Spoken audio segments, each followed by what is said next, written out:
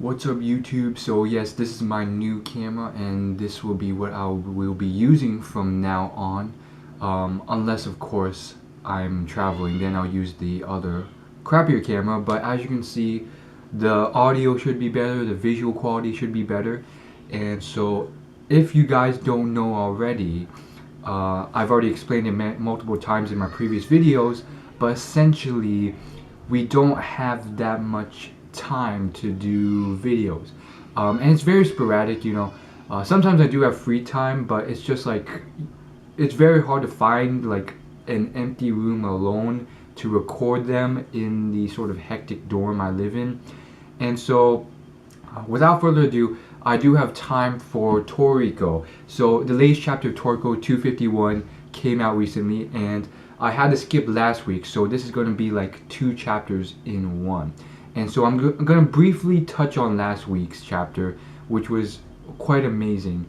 And so first off, last week's chapter was fairly simple. We saw pretty much the whole thing with Medora and a little bit of his childhood, and it was very cool, a unique sort of spin, but at the same time a sort of storyline that's been done before. I don't recall from which manga, but it was, the sort of barren orphan sort of childhood where he's brought up fighting on his own. And from what I can recall, it's not even just manga. Like it's very familiar to some fictional books I've read. Not exactly the same, but similar. And at the same time, it's still very unique. I'm very surprised that nothing like this has been done before. But it just seems very familiar and at the same time unique. So I don't know what it is. Maybe like I do a lot of like creative stories myself, so I think it's something that's very similar to a story I sort of have made up myself. Anyhow, long story short, again, spoiler alert, we have Medora. He's like this orphan, and we learned this chapter that he was born with gourmet cells in him. How? We're not sure. We're not really sure. Maybe it was, from what we know, gourmet cells are extracted from this sort of jellyfish. So maybe it was like a test tube baby sort of thing where there's genetic testing done and he accidentally got it. I don't think it was some sort of natural mutation that could have caused this. That's just too big a jump. So I'm thinking it was a test tube baby. And another interesting huge fact was that Medora was born with the scars on his face, which is the first thing I noticed last chapter. And I was like, what the heck here? So he was born with the scars on his face like that, and I thought it was like from some big fight.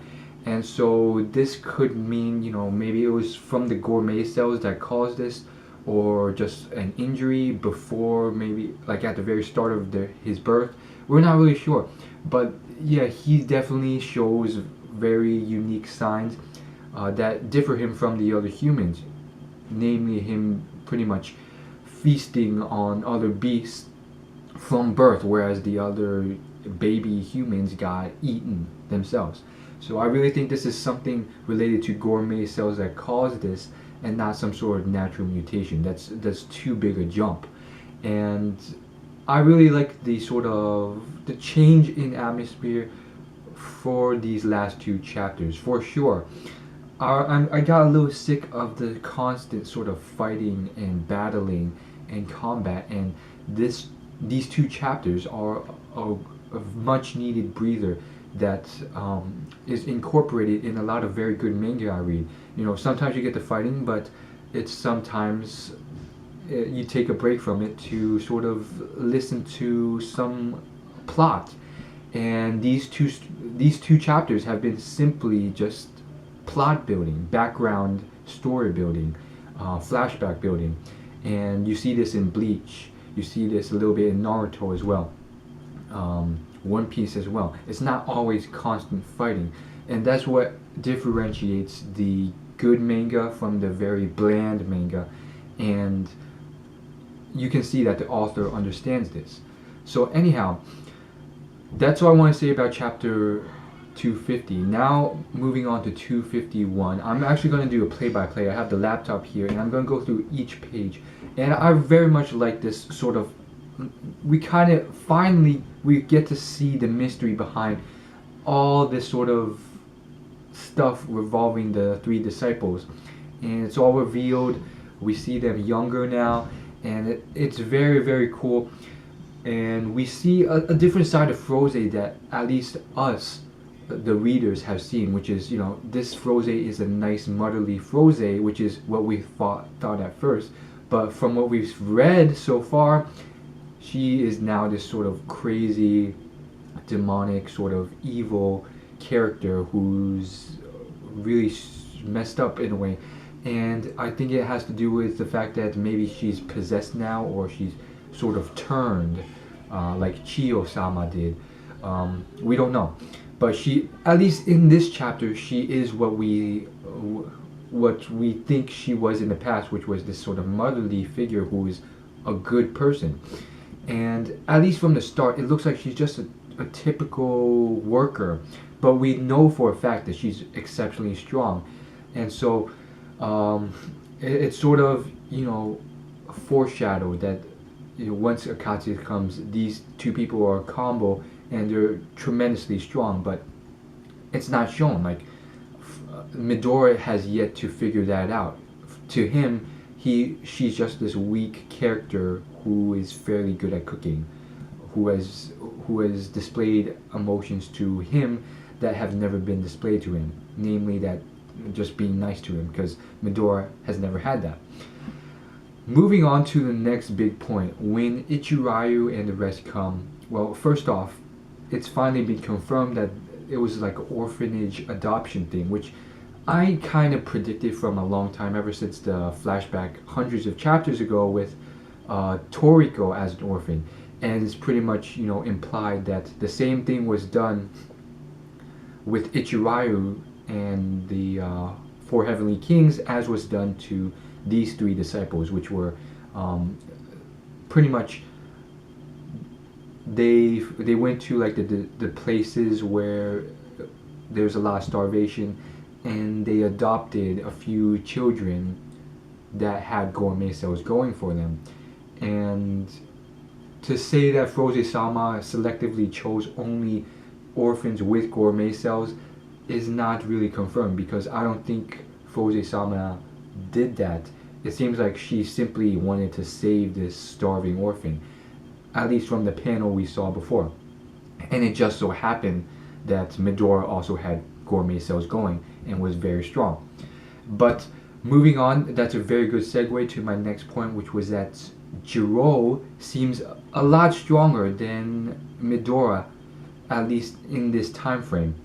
And so obviously this might have changed, or this might be implying that even now in the current time period with all of them grown up, Jiro is still a lot stronger than freaking all of them. Or it could be something like Ichirayu, where, first off, Jiro is the oldest, so maybe because of age, they have already reached their peak, and now they are waning, and they're sort of falling down again, and they're not as strong as they once were. So if that is the case, then Midori is potentially the strongest as of the current time frame of the three disciples. And we don't know. It's either that or Jiro is still the strongest. But what we do know is that we get a great picture of Akatsuki here. We find out more about him. We find out what he actually looks like. For some reason, it's very strange, because Akatsuki was displayed in the anime many episodes ago, and in the manga at that point he was not displayed in the same way, I believe. So I may be wrong about this, and he may have been displayed in the manga, but he looks exactly like he was depicted full body wise as in the anime, with the turban and the long hair. So I'm not really sure how the anime predicted that earlier, or maybe the manga already had it out, or maybe the manga artist he decided to go along with the anime's depiction of him. Anyhow, we see him, turban, muscular guy, very, very expected, and he seems exactly like how I would have predicted. He's very sort of a nice figure. He's very curious about the world, like depicted earlier with flashbacks hundreds of chapters ago, and it's just very curious. We do see that he has a scar along here, his forehead. Probably we'll never figure out why that is. I mean, a lot of characters will never figure out why they have those scars, and it's never really explained.